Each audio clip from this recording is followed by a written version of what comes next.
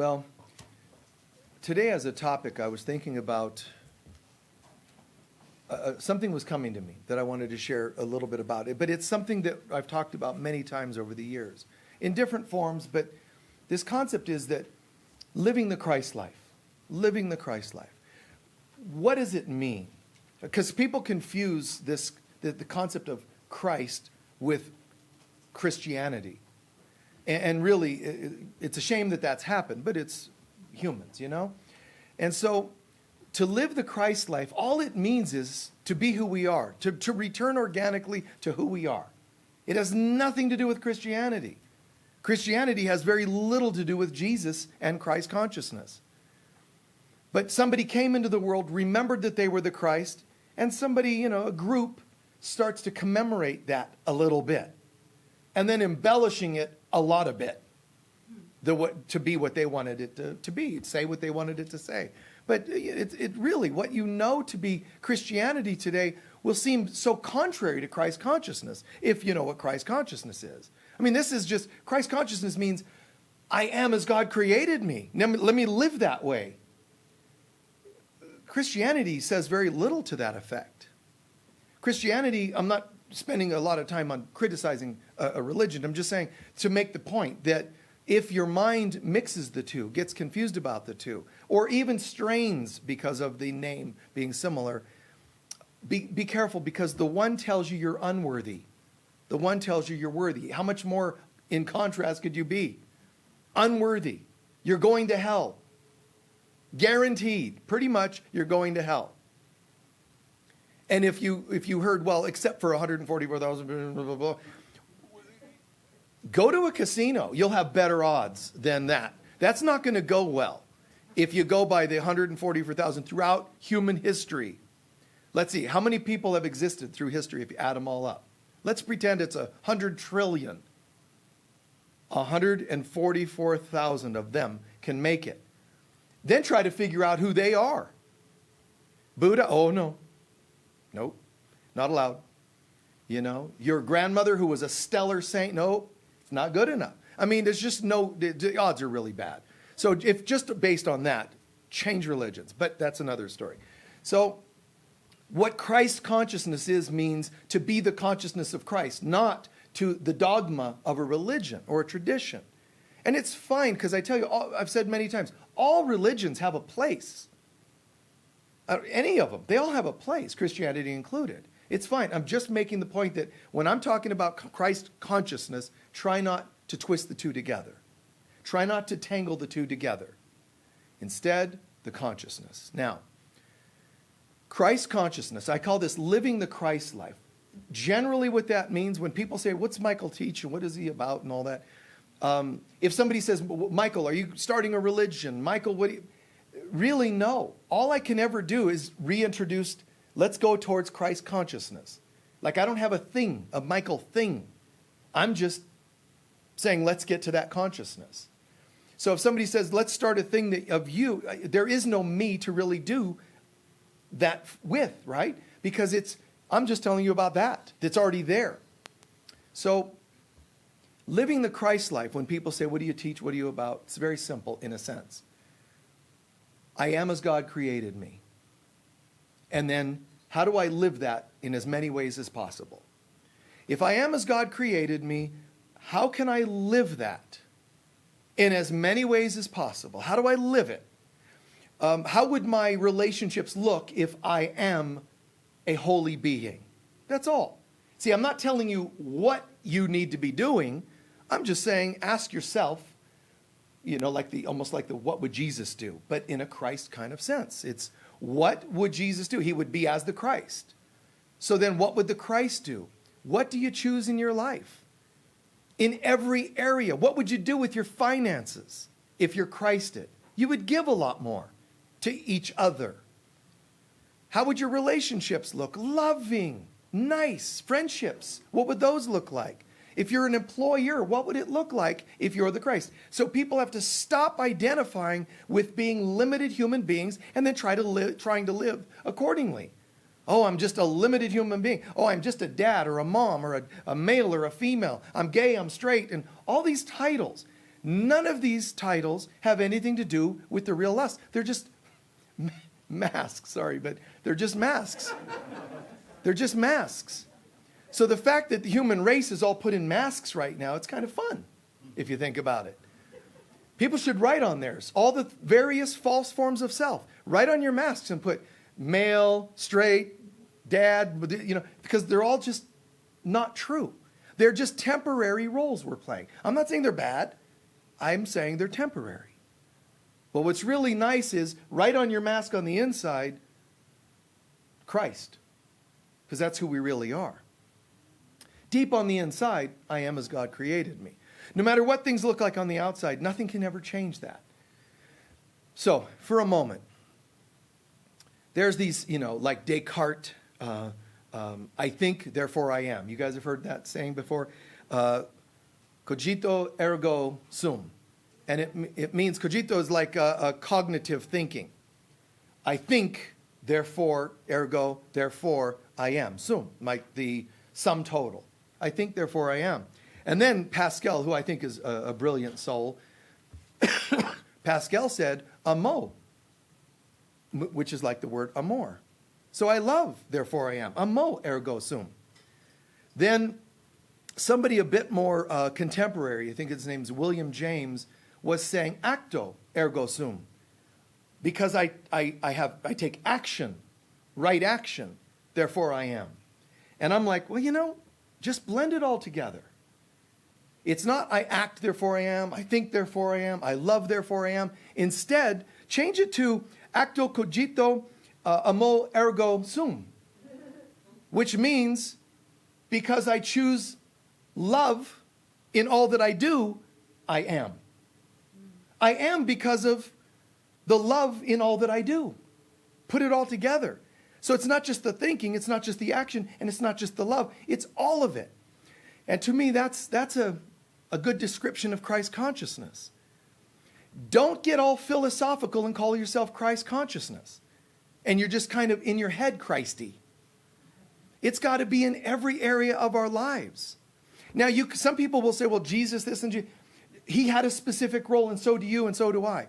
The love needs to be the same. The actions will vary from person to person. How Christ appears to a mommy might be different than a single businessman. But the vibe should never be different. The appearance, the action on the outside might look different only because of different specifics in this world. So, in all areas of my life, how can I bring through this Christ frequency?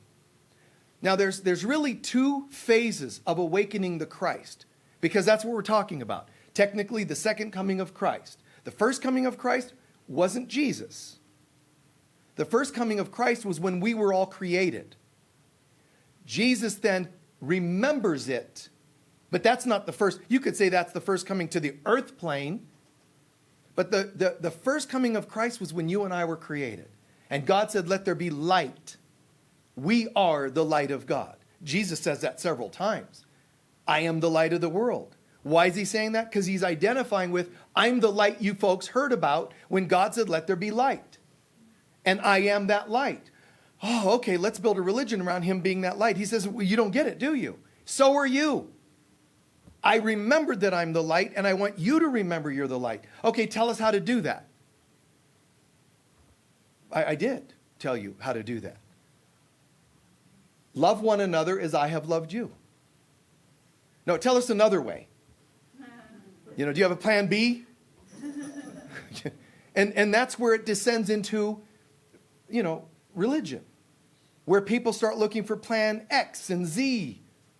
It's like they don't like plan A or B, or it gets to be too much. But it's only too much for the ego that doesn't want you to remember you're the Christ. So, living the Christ life goes through two stages.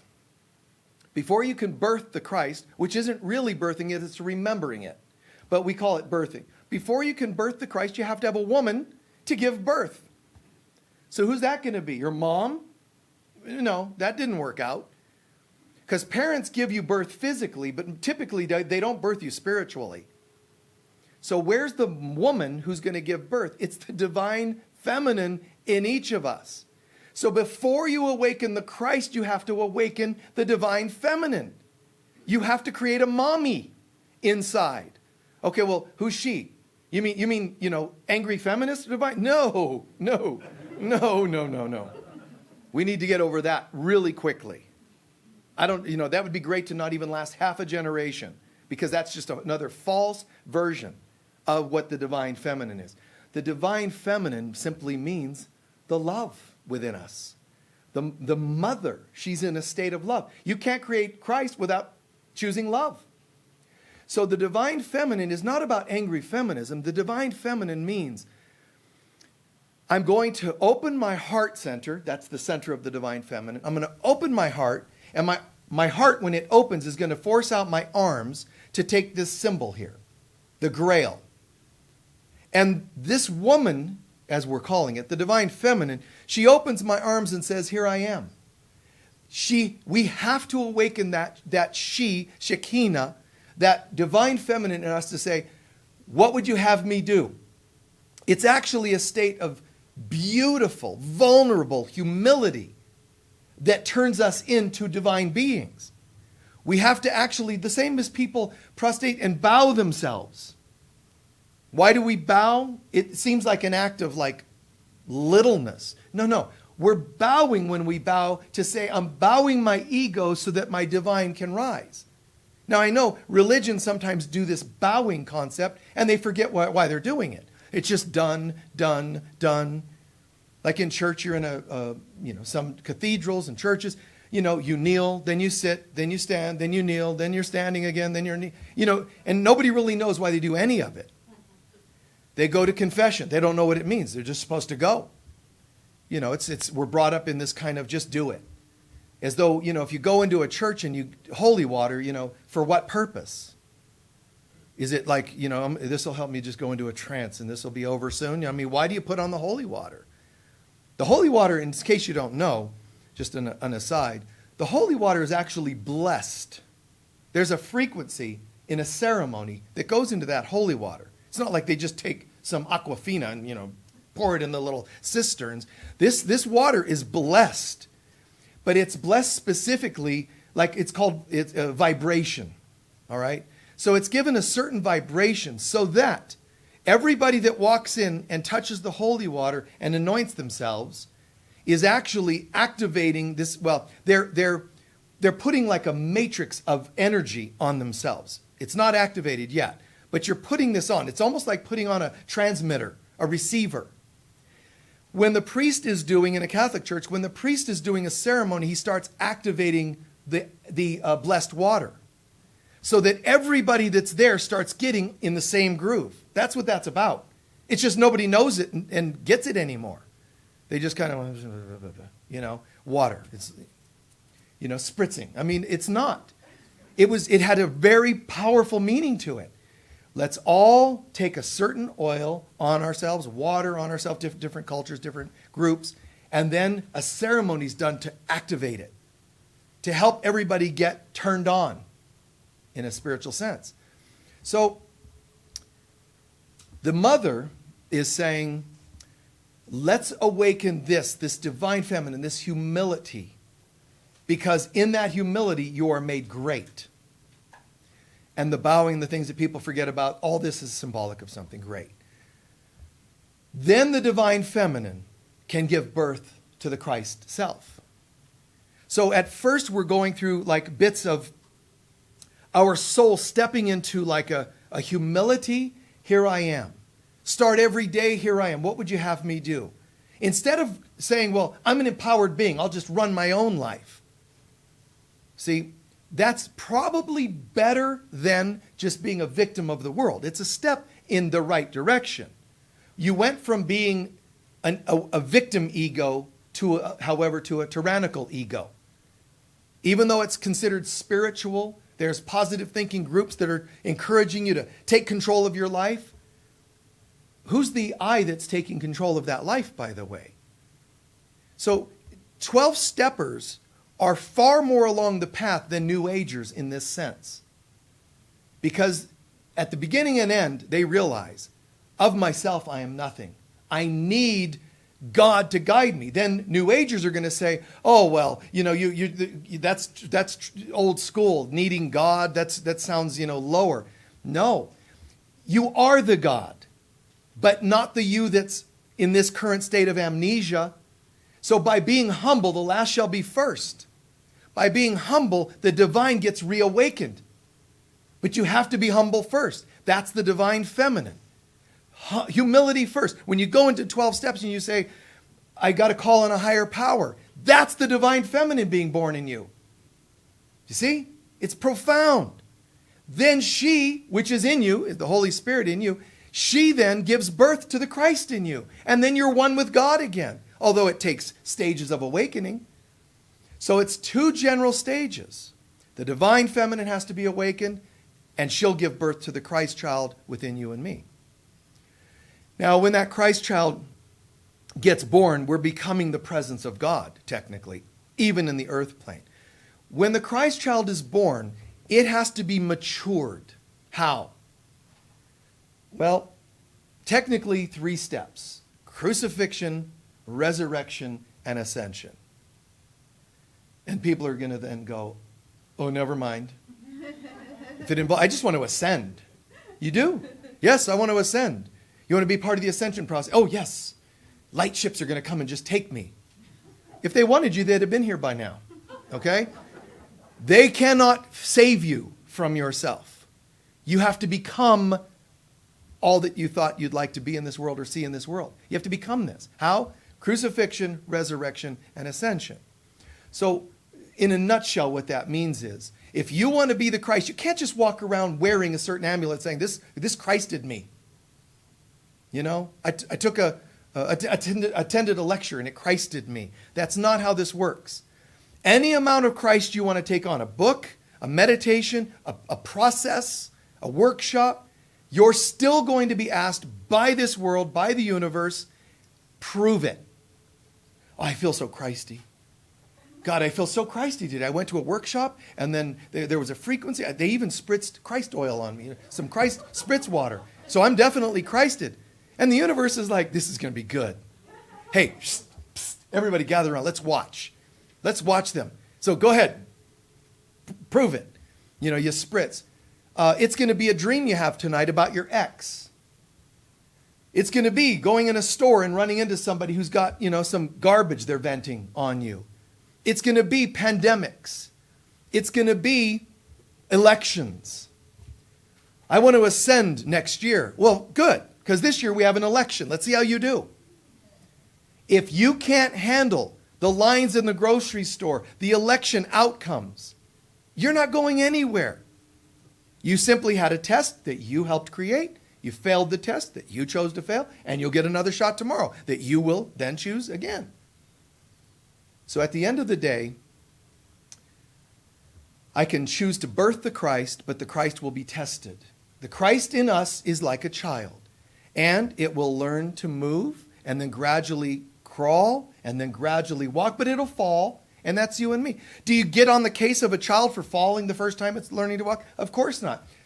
So then don't judge yourself. Some people think that birthing the Christ means you're birthing perfection. No. Birthing the Christ means you'll forgive yourself for imperfections. That's more Christy than being perfect. Believe it or not. Because becoming the Christ, birthing the Christ, means crucifixion, resurrection, ascension. What do those 3 things mean in your life and mine? Guys, it's not all ethereal and energetic. There is that. You are going to have neurons getting rewired. There's all that. But on a day-to-day basis, it means, crucifixions means when things don't go your way. Crucifixions means your old ways coming to the surface to die, to be crucified. Let the old self die. One apostle says, I die daily. Some of us, I don't want to die but more than once a year, once a lifetime.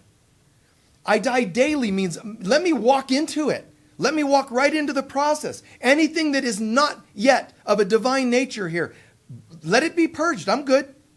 Is it an addiction to drugs? Let me bring that forward and work on it.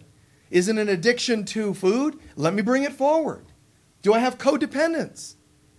So when you say, I'm ready to birth the Christ, You might find it's lonely at the top.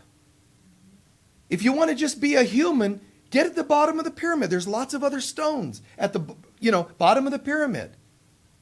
See? There's lots of company. When you rise in consciousness, in case you don't know the obvious, pyramids, it's lonely at the top. You're rising in consciousness. This isn't a square. This is a pyramid. As you rise in consciousness, there's less people to hang out with. That doesn't mean I'm saying you're better than them and you should force everybody away. I'm just saying you won't relate to as many people as you go through the Christ process. You also won't be able to relate to as many jobs. You can't really settle like you might have in the past. Suddenly things don't feel right for you. So relationships, they just kind of fall away. Family, if there's old patterns, because you're saying, I'm ready for a new consciousness. So if you're ready for a new consciousness, the outside mirrors the inside, doesn't it? So if I'm changing consciousness, I don't have things I can relate to. Me as a kid, when I was in high school and shortly after high school, there was that transition point where all of a sudden it was like to try to hang out with friends from high school, it couldn't happen. Not because I was better. I just couldn't relate.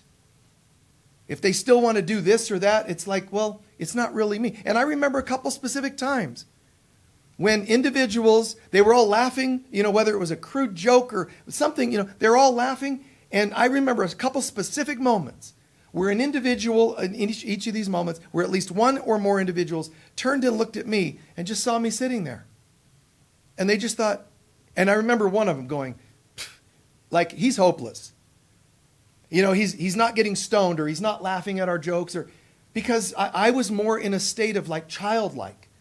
I was entering a state of being childlike. Up the pyramid, I couldn't really relate. But I wasn't being better than them.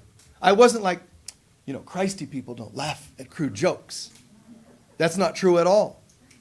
In fact, if you tell a crude joke and a Christy person's in the room, a Christy person might laugh and go along with it just fine. It's not hurtful, as long as it's not hurtful to anybody. Could laugh along with it just to bridge with you and offer a nice insight a few minutes later. You see what I mean by that? A Christy person bridges, not judges. They look for entry points. When I was in high school, I've never been like drunk or anything. I don't even like the taste of this stuff. But in high school, people are, they're drinking and all that. I would get one bottle and have it with me the rest of the night. A beer or whatever. Nobody would know that it was my only one, except me, because it turned warm and that was disgusting. But one bottle. Why? Because I blend in. Even in high school, swear to God. Even in high school. Just, and it's kind of taking care. I always had that.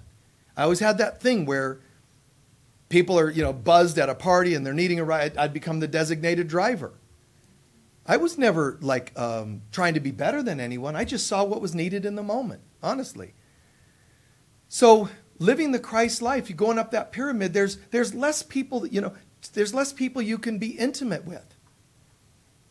If you're just down at the bottom with the other rocks, you're just stoned. So everything at the bottom layer of a pyramid is rock. So everybody's like stone, mentally and probably habitually. So there's lots of other people to get stoned with and sleep with and mess with and so on and so on. But when you're moving up the pyramid, you're becoming more selective. Something that resonates. That's just not my thing. It could be music styles. It could be types of jokes, relations, all kinds of things. Because you're growing in consciousness. But you're never outgrowing humanity. You're still able to be here and bridge and share and connect and bring more people up the pyramid with you. So the crucifixions of life, you and I have to understand those three stages. You want to birth the Christ? Besides the feminine first, Christ second, but once that's happening, you're going to go through crucifixion, resurrection, ascension. Here's the good news. Jesus, having done the real crucifixion, he says to us, since I've already broken the spell humanity is under, that you are limited beings and fated to die. I've broken that story. You now don't have to suffer. what he means is tricky because technically humanity is, everybody's going to die at some point, supposedly. But crucifixion, resurrection, ascension that he did, he changed how it's done. You don't have to actually die and then resurrect on the other side and then be born again into another body, which is a false version of crucifixion, resurrection, and ascension. It's called reincarnation. It didn't work. Whatever level you were at when you died, you kind of came back roughly the same. You didn't get enlightened while you were on vacation on the other side. You came back and it's like, if you were still stubborn then, you're coming back and working on stubborn again. But Jesus changed that. And he said, okay, I'm breaking the spell. So here's what he's saying to us. I have an idea if you'd like to be open to it. Since I've already broken the whole story, the whole spell of what death is and that you're limited beings, it's not true. Now you'll still go through the three, but not in the same painful way. Do it differently. Do not think you're alone here. Do not go through crucifixions alone. Do not let this world destroy you. You go through divorce, that's a crucifixion. You go through financial strain, that's a crucifixion. You lose a child, that's a crucifixion. Or a child doesn't want to speak to you anymore, that's a crucifixion. Ending of relationships, all these, job loss, all these things are forms of crucifixion. Getting sick is a form of crucifixion. How is it different after the Christ was awakened in Jesus versus now? Here's how it's different. Now he's saying, instead of you having to go through it, to actually process through, fully process. It's almost like a test to go into a college or whatever. Instead of having to do all the tests yourself, here's what you can do. You can call on me, Christ is saying. You can call on me, Jesus is saying, and I'll actually help you through the test. In other words, now you have a support system. The old school was, I have to go through this alone. The new school is, I'll walk through it with you. Not just like a comforter. I'm going to walk it through it with you as a symbol of the Christ that you are. Not as the symbol of Christ out here. I am in you. We're all connected. We're all connected. Inside of every person's brain are neurons, and that's symbolic of your mind. The brain is just a three-dimensional symbol of the mind. So, in every one of you is every one of us. You have literally a neuron in your brain that is a Michael Mirdad, that is a Joe and a Sally and a Sue and a Sam, that is Jesus, that's Hitler. You have a neuron for everything that's ever been. They're not all activated, we know that. But you have a neuron for everything. Schizophrenia is when there's scar tissue in the brain and those neurons start short-circuiting, so you're forgetting who exactly is what anymore. You're seeing people that you might have heard about, read about, seen, met, known at different times, but it's short-circuiting, so things are, appearing that aren't there in the three-dimensional time frame. So, but there's a Jesus, there's a Buddha, there's a this and a that and the other. And Jesus is saying, if that's true, which it is, then there's a neuron in your mind also for the Christ. One neuron in your mind already is perfectly Christed. And all it needs to do now is spread through the synapse and such, spread that one neuron, the presence, the consciousness of the Christ. Now, what am I describing? Neurons only? No, what about people? Because we're each a neuron in each other's minds. See? So there's a Hitler neuron. Don't try and have a lobotomy to remove it. You won't find it like that. But there's a Hitler neuron. There's that kind of a jerk in everybody. Don't hate him. It's in every one of us. Find it and Christ it through forgiveness. Find that the people out here are nothing but synapse and neurons firing. So if I say, I don't like the president, I don't like that third world, such and such, that Second World War, name them. And all you're naming is my mind. I blew my mind. See, my mind blew up and it became all of you. So every person in the world is one of your neurons. And even if you only hate one of them, it spreads like a virus to other neurons. But there's also a Christ neuron, and let that spread.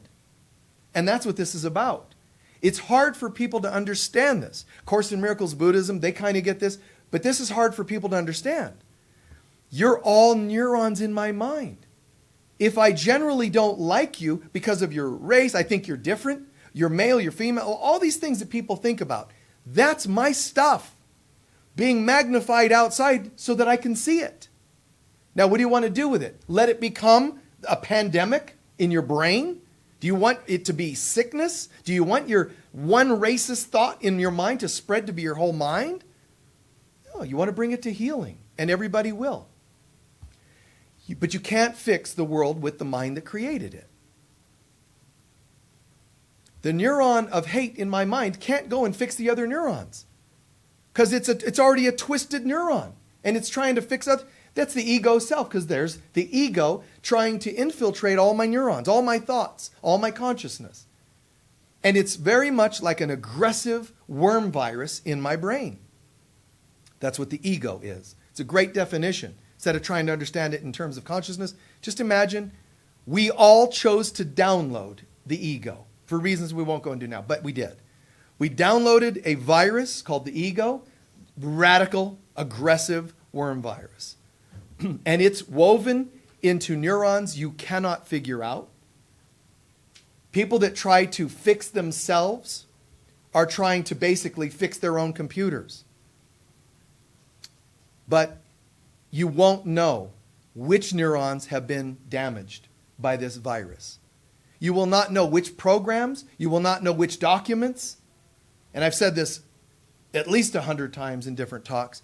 You have to download the spiritual Norton antivirus program, and that's the mother. Mom, I scratched my knee, I fell down. And let the mother hold you and say, sweetheart, relax and this might hurt a little bit, but it's going to be okay. But I'm scared. I know, honey, and I'm here. It's okay. Comfort, comfort, comfort. Clean the wound. Comfort, comfort, comfort. Clean the wound. And that's the mother. That's the Holy Spirit. But I hate that this relationship ended. I know, honey. Just like the scraped knee. I know, honey, it'll be okay. It can't be okay. It can't be. That's what we think. So the mother is not just there, out there. It's in here, needing to be birthed. Greater ability to have compassion. Greater ability to be with each other and say, it's okay. That's where you're doing your work, where the mother is trying to take care of you, but also she's trying to birth the mother in you to take care of others. She's trying to create midwives all around the world that can show up and help people birth the Christ in themselves. How? Not by preaching it at them, because then it's a religion again.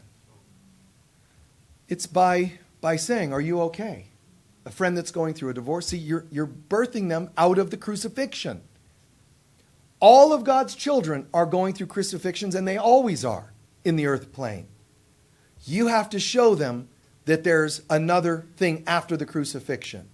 There's life after death. But you don't understand, they might say to you. You don't understand what it's like. I'm going through addiction. You have to be an addict to understand. No, I do understand. Speak to them like you're part of them, like you do understand. Use references they can get. Use analogies that make sense. Oh, you don't know. You've never been married, so you mustn't understand. I do understand. And you share, my heart's been broken here. It's an ending. It's hopes and dreams. You imagine, because that's the heart chakra, imagination. You imagine, you nurture your own heart chakra by learning to be able to understand where they're coming from. You figure it out intuitively. I do understand. Well, you've never lost a child, you don't understand. We all can understand everything. The Christ in us, one of the perks of nurturing the Christ, birthing the Christ, is that we're capable of knowing anything and everything. Honestly. You can say I'm a 50-year-old white female and understand a 20-year-old male African American. Everything is in us. We can understand everything and anything, even things you haven't cognitively gone through. Imagination connects everything, makes it all make sense. Even skill-wise, you can channel skills through yourself much more easily when you recognize what you really are.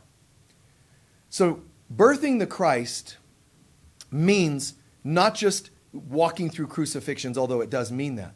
It means better, more importantly, resurrecting. So practice remembering. If you really want to birth the Christ, forget just spritzing with Christ oil and thinking you're enlightened. Live it. You have to live it, because that's how the muscles in the Christ self are getting developed. So am I really living this? Yes, it's all here. My meditations, I do a specific Christ kind of, Christ, Great. Now, when you're done chanting, meditating, and you go outside your door, what are you doing? I don't even go out because I don't like people. Well, okay, fail. That's a F, fail. You want to try again the next day. Well, it's not my fault. You know how people are. Fail, try the next day. And at some point, Christ is still not there. Christ is not birthed and matured. All you had was the potential for the Christ birth. You essentially had a death of a child immediately that it was born. Christ is born today, and already crib death. Why? Because I was put to a test and I failed. Whatever that test may have been. I'm feeling all Christy, and then, somebody left me and now my heart's broken and I hate what they did, and let's talk about it and heal. No, there's no healing. I'm not going to forget what they did. Oh, fail. Is fail bad? No, actually it isn't. When you fail, you actually push the button on the tape player, you push pause. There's no backwards, believe it or not. You're either moving closer into who you are, or you simply went numb today. Nobody ever actually goes backwards as much as it seems. But being put on pause does feel like it's in reverse or backwards. Okay? So resurrection is what we have to do. How? As I've already explained, the things I've already shared, but it also means helping others resurrect. As I help others resurrect, I too am resurrecting. You see? Jesus understands that too. Jesus is saying, yes, I've already resurrected and ascended. Oh, well then you're kind of gone now, right? No. How could I go when you're part of me? So a part of me is in complete remembrance now, which is great news. But on the flip side, all of you are parts of me that I'm taking home into the Christ the rest of the way. And the good news is he's knowing it's inevitable.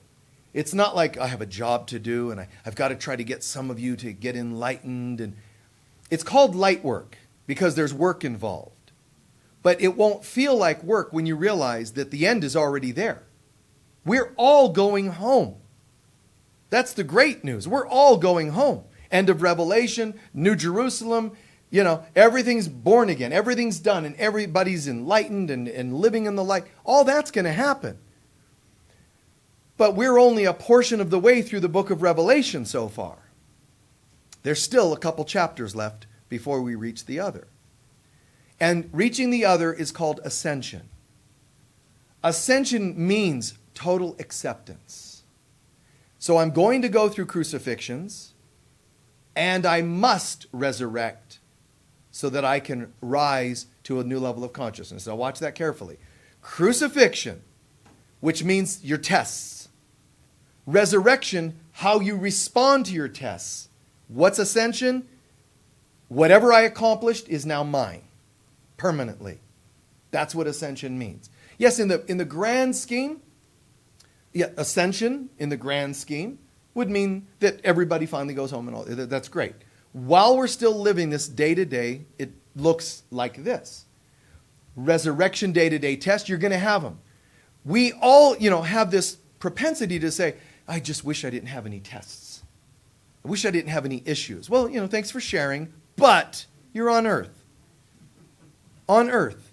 This is the New York of the solar system. If you can make it here, you can make it anywhere. This is the asylum of the cosmos. It is. This is the asylum of the cosmos. Souls come here not just to learn. We come here to learn and heal. But here's where you get it. So we need the earth because here's where you put it to practice and prove, I got it. You can be in other systems and look at me, wow, I'm just so enlightened. Your friends, your teachers, cosmic teachers are going to go, well, you just wait. You're going to earth next. Then tell us about how enlightened you are. Because here's where you put it to the test.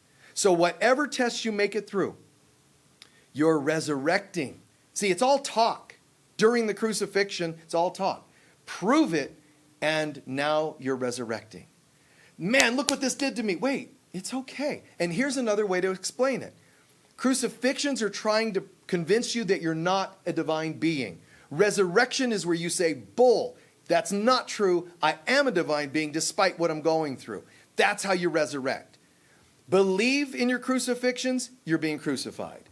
Refuse to believe it, you're resurrecting. Don't just call on like Syrian beings to come and help you ascend or resurrect. It's a choice. You get this by refusing to believe the illusion that you're a limited, broken, flawed being. That's resurrection. Oh, well, I believe that right now. Good. Hang on to that in your next crucifixion, and let's see how you do. That's how you pull it off. You prove it during the crucifixions. Jesus had to, during the crucifixion, he had to go through this stuff. He had to, nails through his wrists and feet. Death, people spitting on him. He healed these people. He loved and healed. He helped these people. And they're turning on him. You know, instead of just talking about or remembering you heard a story or saw a movie about Jesus somewhere in your past, live it. He was able to do nothing but good for people, and they all turned on him. Some of us can't handle one person not liking us. There's a crucifixion. So next time you have that going on, it's, of course, you know, we're humans and hearts get broken and we feel a little strained, but just stop for a minute and go, wait, but it's not the whole world, is it? It's one. If I've caused them harm, apologize and make amends. If I haven't, and or if they refuse to accept an apology and amends, let them be. Forgive them, they know not what they do. This is all Jesus dialoguing on the cross. He refused to give in. You're going to be tested to judge others or yourself as being less than divine. See that, see through it, and say, no. But I got a divorce and they lied in court and they got 70% of everything instead of 50-50. Yeah, I know, and it hurts. But it does not have power over you other than that which you give it. That's why Pilate says to Jesus, do you not realize I have the power to crucify you? And Jesus said, you have no power except that which was given to you. What an amazing, powerful statement. Most of us don't do that. Your Honor, yes, there's some lies here, and yes, I'm only getting 30% of everything, but, and the judges, unless you do this, unless you do, but none of you have any power that wasn't given to you. You get pulled over by a cop. Oh, how dare you? I know I wasn't speeding, sir. It's on the radar. Oh, well, I've heard those machines don't always work. Fight. Just argue with him. That'll go well. Argue with him. You can also realize that, I told the cop this once, and I've shared this with you all, but, he writes the ticket, whatever. I don't even remember how many years ago, but he writes the ticket. He's done, and then he has to go through the speech. Okay, if you choose to dispute the blah, blah, blah, Even though whatever it was he thought I did, I don't think I did at the time. But he says, if you want to dispute this record, you can go to the court. The date's there. And I go, you got to be kidding me. Do you know the number of times I've done this and didn't get caught? I'll just consider this a wash. Like it's, see it differently.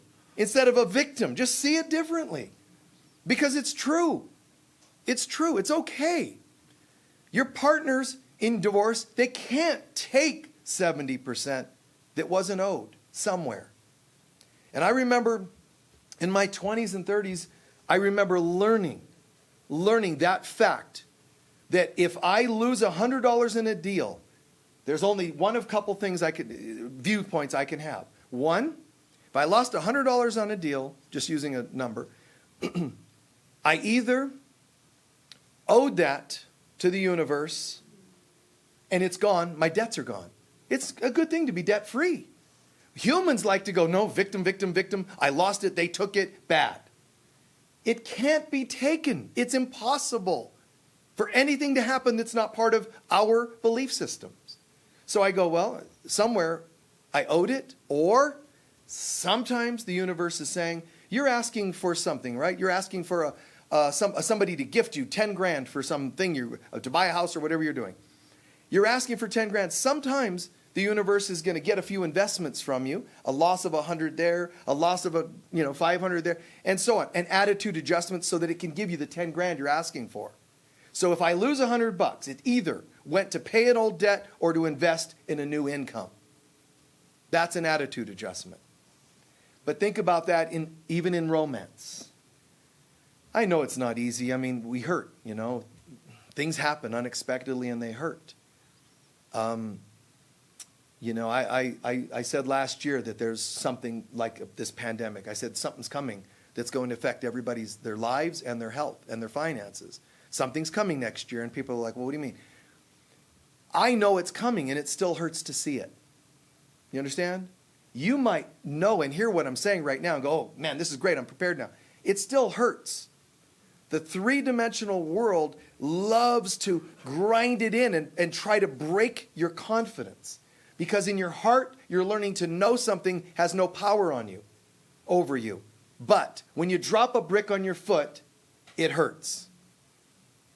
And when somebody drops a divorce on you, it hurts. When somebody drops getting fired on you, it hurts. So cry and be hurt. You're being crucified. But resurrect and bounce back at some point. But this doesn't have real power over me. Remind me, God. Remind me, Mother, Divine the Mother, the Holy Spirit. Remind me that this has no power. Prove it to me. Show me. That's what you can ask. And that's what others are going to ask of you. So do you want to jump in the pit with them and gossip and hate and tell them about fear and conspiracies, or be a different voice? You and I are supposed to become the midwife to others.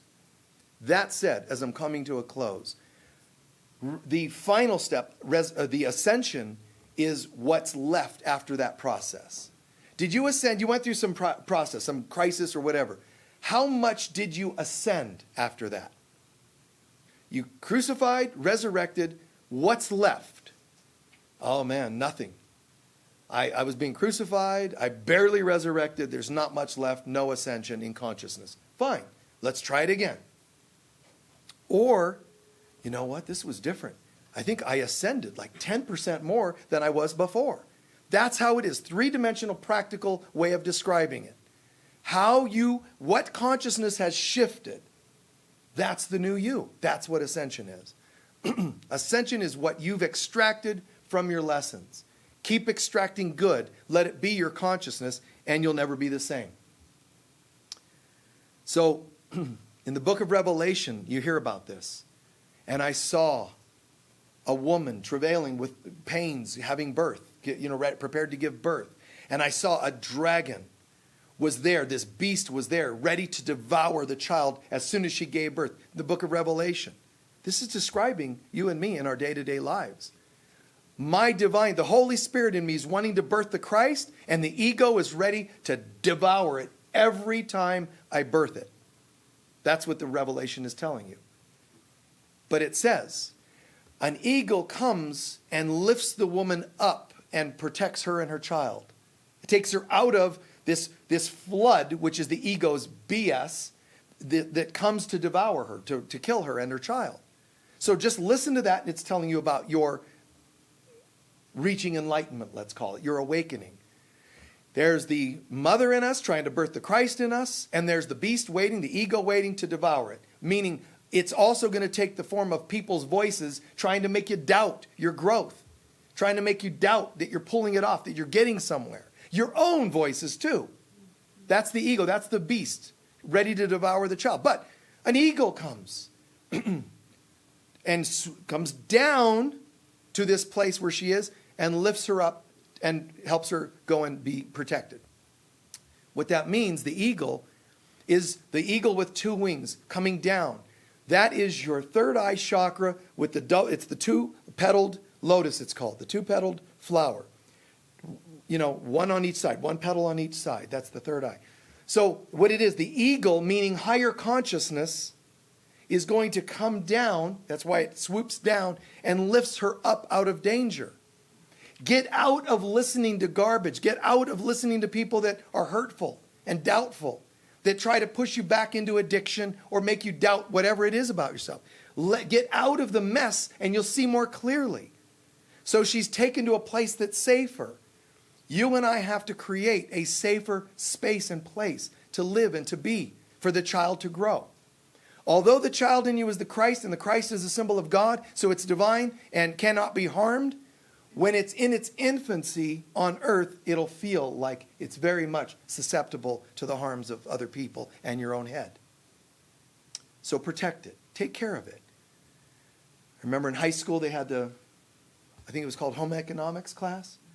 And all the students would have to get an egg.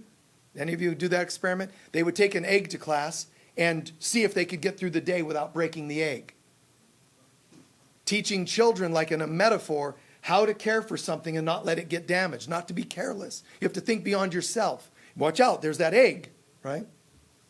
Some try to cheat by boiling it, and all that, but, so it can't crush. But, there's that egg concept, and that's the Christ in us. Be aware that it's there. Feed it, water it and feed it. How do you do that? Prayer and meditation. And try not to take it to a bar every weekend. Because once you get stoned, you're more susceptible to dropping it, cracking, meaning, losing sight of the Christ self. Try not to get in arguments all the time. Try not to be a victim all the time. How do you care for that Christ child? Let's take a few centering breaths. We'll have just a brief moment of meditation.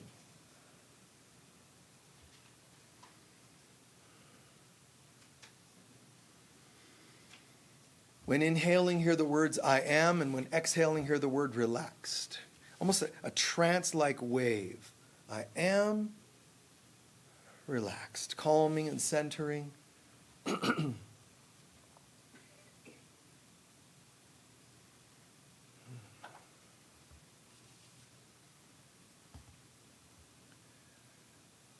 Living the Christ life. It doesn't so much change what we do, but how we do it. It's shifting into love instead of fear. Get that vibe as you're relaxing and breathing and centering.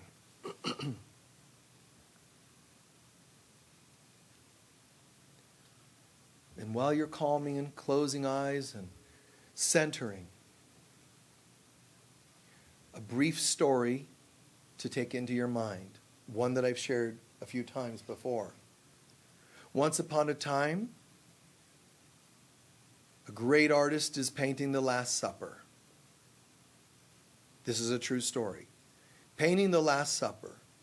And he's needing to paint the faces of all the apostles and Jesus at the Last Supper. Well, when he went to paint the face of Judas, in an act of passive-aggressive spite, he decided to paint the face of a local artist that he was not getting along with, so that forever mankind would know his enemy was Judas, which is called being judgmental. So he goes to paint the face of Jesus, and he had an artist block. He could not channel the face of Jesus. And then he realized, you cannot know Christ while holding judgment. He washed out the face of Judas and painted a different face, and then the image of Christ came to him. It's an amazing metaphor of our lives. You and I cannot know Christ. We can talk Jesus and quote the Bible, while judgment means it'll never integrate. So in this moment, for the next couple of minutes, allow your mind to be open and think honestly about what thoughts you may have had. Any thoughts, words, or deeds you may have had, even if we just use the last month, if you don't want to do the whole year so far this year. But just this month, this week, if you have to. Have I had any thoughts, words, or deeds that would not have been love? Also known as God's will.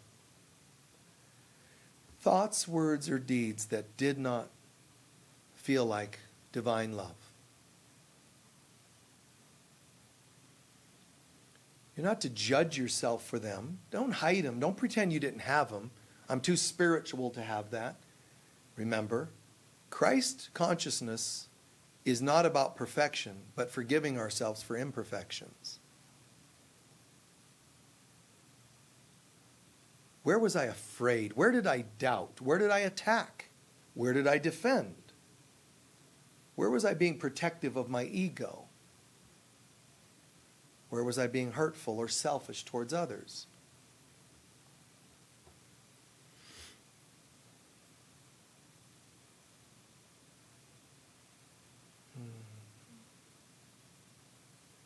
Thoughts, words, or deeds that love would not have me think, say, or do.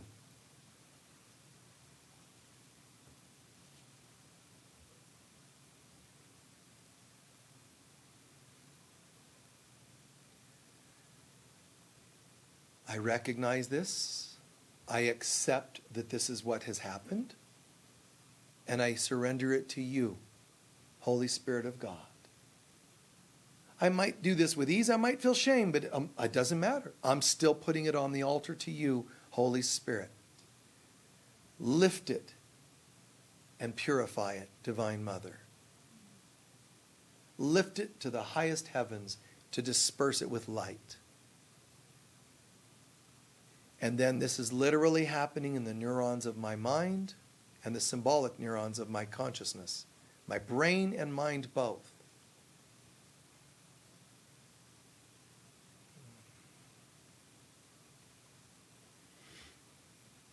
And one more piece.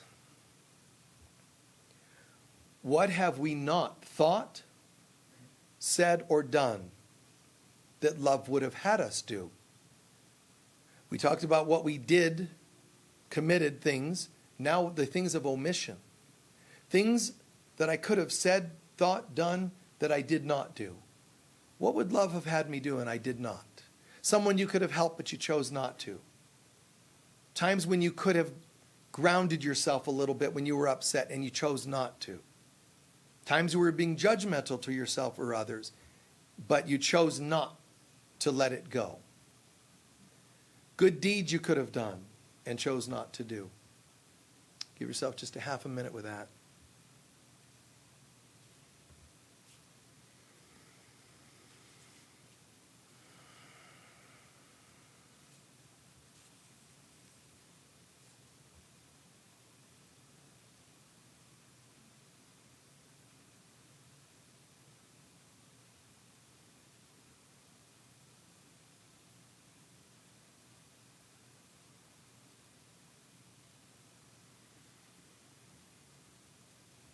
Give all this to the Holy Spirit as well. Give it all to the Divine Mother. Things I might have thought I should have done, said, thought, felt, and didn't, I get it now. I give all of this to you, beloved Holy Spirit, Mother God. I give it all to you. And I've now emptied my cup, a cup that now I ask you to fill. Fill me with right thoughts, words, and actions, in the words of Buddha. Right thoughts, words, actions. Good thoughts, good words, good deeds, in the words of Zarathustra, Zoroaster. Good thoughts, good words, good deeds. That Lao Tzu taught, that the Mother teaches us all, if we listen. Goodness. And we give thanks that this is permanently integrating into our being, which means it's a form of ascension. And so it is. Thank you. Really feeling like we got something. We really integrate this. It made sense, and how can I apply it in my life? The light of God surrounds us. We are the light of God. The love of God enfolds us. We are the love of God. The power of God protects us. We are the power of God. And the presence of God watches over us. We are the presence of God. Wherever we are, God is, I am, we are, and so it is. Peace be with all of you. And in case you need to know, New Testament 1, it's a DVD set. That's the one where I talk about like living the Christ life, the Sermon on the Mount, parables of Jesus, and other talks. Okay, so if you're interested, people often ask, that's the one you're looking for, New Testament 1. Thanks, guys, and thank you online. Blessings to you.